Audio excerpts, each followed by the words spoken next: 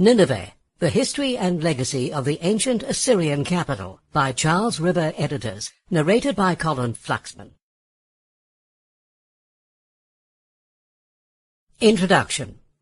I captured 46 towns by consolidating ramps to bring up battering rams, by infantry attacks, mines, breaches, and siege engines. Sennacherib. When scholars study the history of the ancient Near East, several wars that had extremely brutal consequences, at least by modern standards, often stand out. Forced removal of entire populations, sieges that decimated entire cities, and wanton destruction of property were all tactics used by the various peoples of the ancient Near East against each other. But the Assyrians were the first people to make war a science. When the Assyrians were mentioned, images of war and brutality are among the first that come to mind, despite the fact that their culture prospered for nearly 2,000 years. Like a number of ancient individuals and empires in that region, the negative perception of ancient Assyrian culture was passed down through the biblical accounts, and regardless of the accuracy of the Bible's depiction of certain events, the Assyrians clearly played the role of adversary for the Israelites. Indeed, Assyria, biblical Shinar, and the Assyrian people played an important role in many books of the Old Testament, and are first mentioned in the book of Genesis. And the beginning of his kingdom was Babel and Erech, and Akkad and Calneh in the land of Shinar. Out of that land went forth Ashur, and built Nineveh and the city Rehoboth and Calah.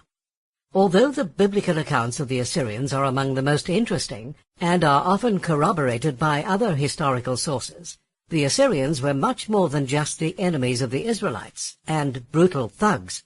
Among all the cities that thrived in the ancient Near East, few can match the opulence and ostentatiousness of Nineveh, the capital of the Assyrian Empire for much of the 7th century BCE. During that time it became known for its mighty citadels, grand palaces, beautiful gardens, and even its zoos. In fact, the beauty of Nineveh, especially its gardens, impressed later writers so much that they assigned its gardens as one of the original 7 wonders of the world, except unfortunately for Nineveh's memory, the location was placed in Babylon. The confusion that assigned one of the wonders of the world to Babylon instead of Nineveh is in fact a large part of Nineveh's history. It was a great city during its time, but incessant warfare brought the metropolis to oblivion, and eventually its history was forgotten or distorted. An examination of Nineveh demonstrates that in many ways it was the victim of the people who built it.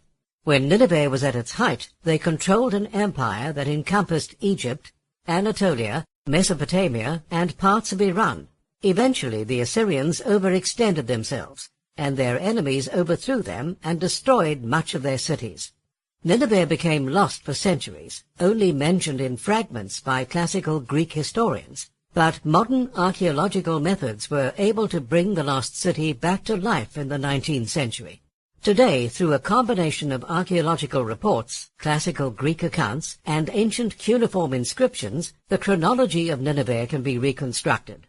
An examination reveals that Nineveh played a vital role in the religious and political history of the ancient Near East, and despite suffering immense damage at the hands of the Assyrians' enemies, continued to function as an important city for several centuries after the Assyrian Empire collapsed.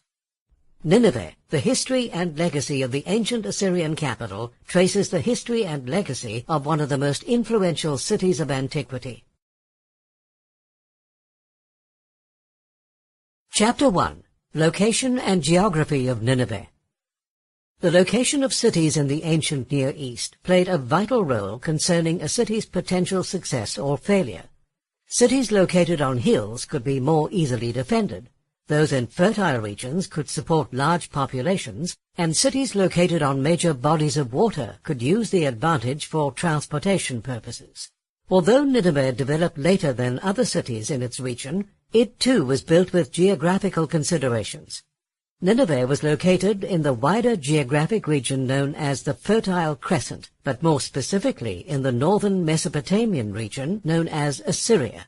Mesopotamia is derived from the Greek term land between two rivers, because most of it sits inside the Tigris and Euphrates rivers. In particular, most of Assyria was located on either side of the Tigris River, and Nineveh in particular was built on a mound that overlooked the Koso River, which is... Sample complete. Ready to continue?